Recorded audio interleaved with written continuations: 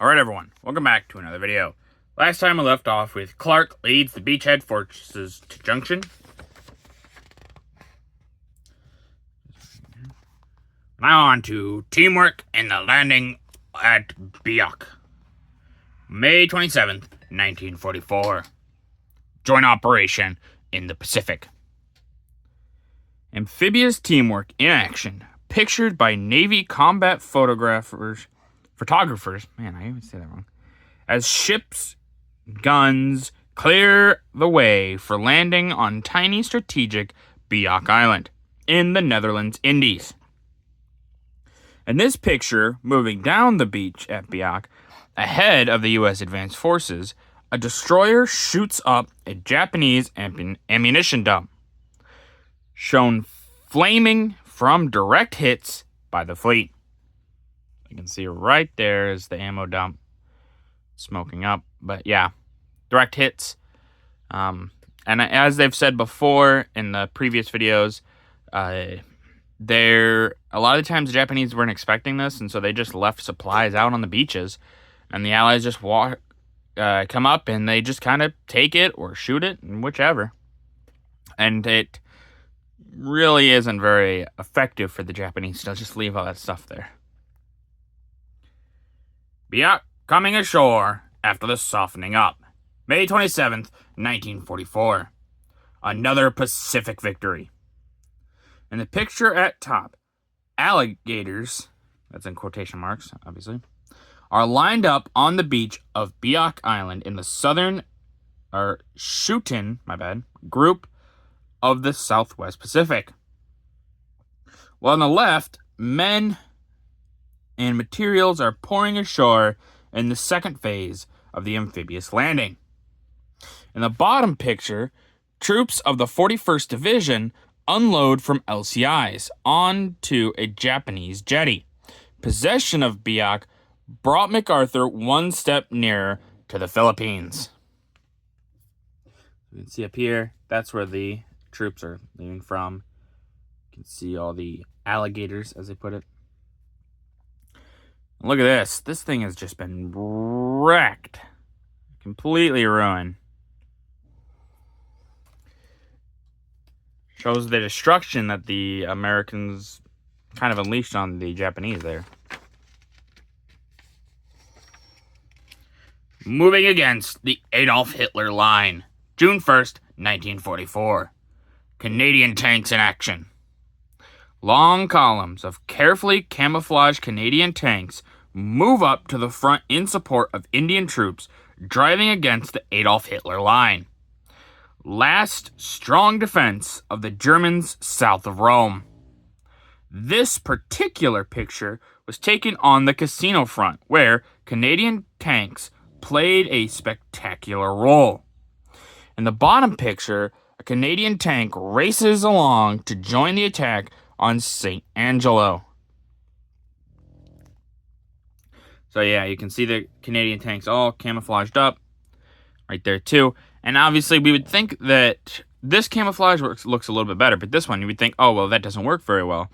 But when you got to remember, when you're looking at these guys from far, far distances, you're not going to really notice the gun here or the tracks, because this is all covered. So if you hide a little bit in the brush, the bottom is going to be covered up by the brush, and this is going to cover up most of it. And yeah, the gun will stick out, but it's not going to be enough to be really super noticeable. So this, while the camouflage doesn't look as great necessarily, it works pretty effectively. A Liberator goes up in smoke. June 1st, 1944. Down in the battle for Rome. When this B-24 Liberator bomber on the 15th Air Force crashes at a field in southern Italy, ground crewmen rush up and pull the plane's crew to safety. No one was killed. Shortly afterwards, the plane's gas tank containing 100-octane gasoline exploded. Emergency crews could do nothing to save the plane, but worked to prevent the spread of the fire to other machines. The crewman's protective gesture of arm over face gives an idea of the tremendous heat generated. You can see him. He's covering his face.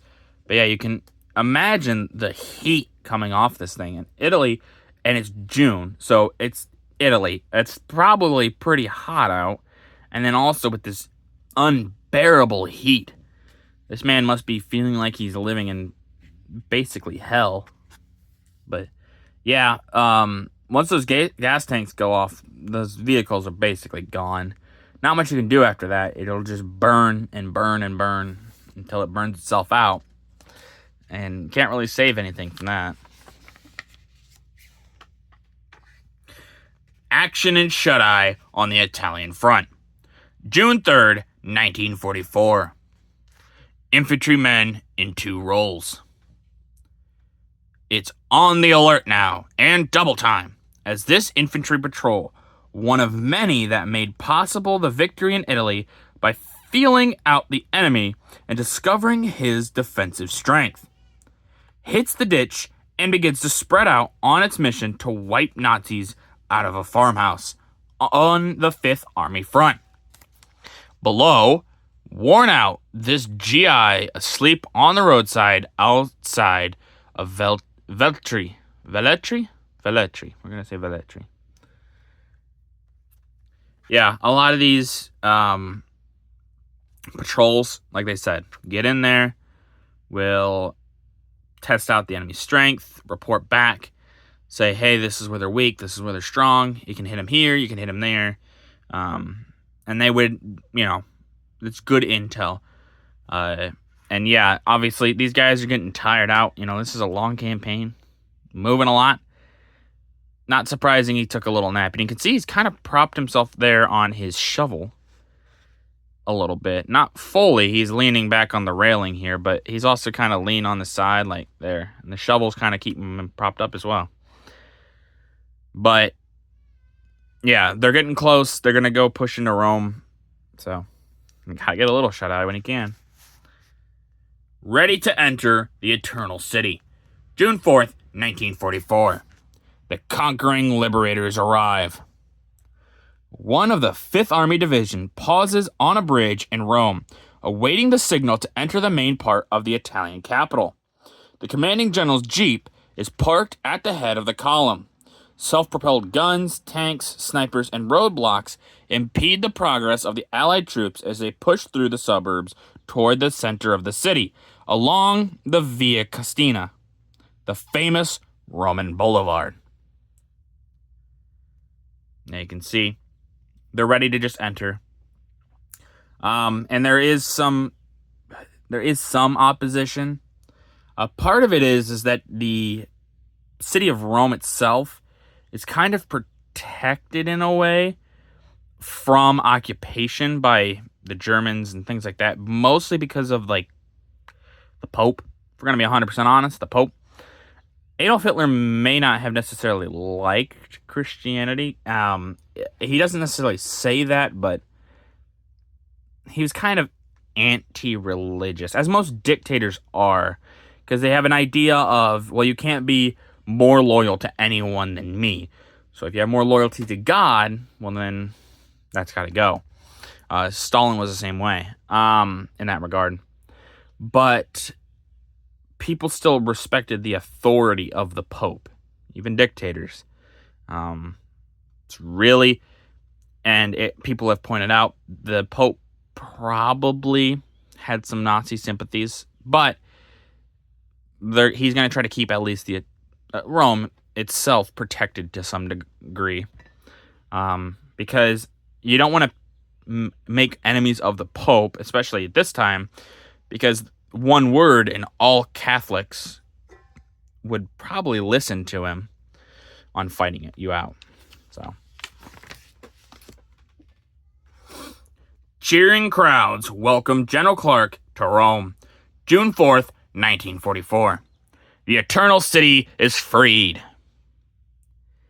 As Lieutenant General Mark W. Clark rides through a street in Rome, in his Jeep, an Italian girl clasps his hand, while other liberated Romans give the V for victory sign. With General Clark as his driver, Technical Sergeant Holden, Major General Alfred M. Grutenher, his chief of staff, and Major General Jeffrey Keyes, commander of the 2nd Corps of the 5th Army. The 3 stars on his Jeep signify its assignment to General Clark. Yeah, you can see the Romans being very happy that the troops are here. Yeah, a lot of them, they didn't really want war or anything, so they're like, hey, you guys freed us, thanks. The Germans were holding us hostage, more or less. Sadly true. Italian kisses greet American troops. June 4th, 1944. A real Roman welcome. Hundreds of thousands of people of Rome, half delirious with enthusiasm, surged like an immense flood into the broad street and spacious squares of the Eternal City to greet the men of the Allied Fifth Army as conquering liberators and to give them the heartiest welcome that an Allied army had received up to that time. Here, a GI is being embraced by civilians who were once more happy now than Nazis had been. What? This is written weird, and I think I read it wrong. Embraced by civilians who were once more happy now that Nazis had been driven from the city. Sorry about that. That was just written weird, and it sounded jumbled on me, but yeah. Actually, another thing that they haven't pointed out really, but you got to remember, American civilians, there's a decent Italian American population, Italian. And so sometimes when these people would come into these places, there was family members and hey, it's nice to see you, things like that. Especially, America more so than Britain or France or any of the others.